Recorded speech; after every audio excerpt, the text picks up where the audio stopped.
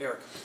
Yeah, it just goes along. You mentioned, even I think earlier in your sermon, about putting things in context, and this is where a lot of people who don't read their Bible or don't attend churches, but they pick up a Bible and they read things like, put to death therefore what is earthly, and they could just run with, like you're kind of saying, they can run with a sermon like, you have to do this, and you need to make sure you do that.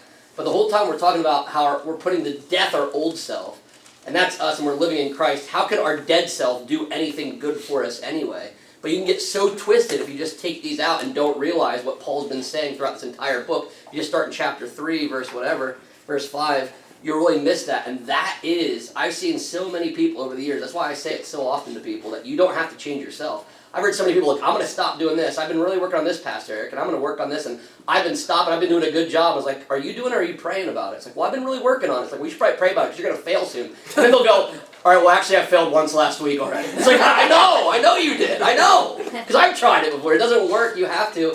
So it's really nice. Like, actually, Paul asking for prayer this morning was a good thing. He didn't have to tell us this. Paul could have just told Megan, I'm going to work on my anger, which a lot of people say that. I'm going to work on my anger. Oh, good luck. Like, good luck. That's not, you're not going to do anything. What you have to do is pray to the Lord. Once you give it over to the Lord, that's when change happens. That's how our whole life got to be where it is. The Lord picks us up from death and changes us. So to go back to your old self and think my sinful self is going to fix myself, it's just crazy talk. Yeah. So that's why reading the Bible in context and putting it all in there is so important. And it's actually, I always tell people, it's actually helpful.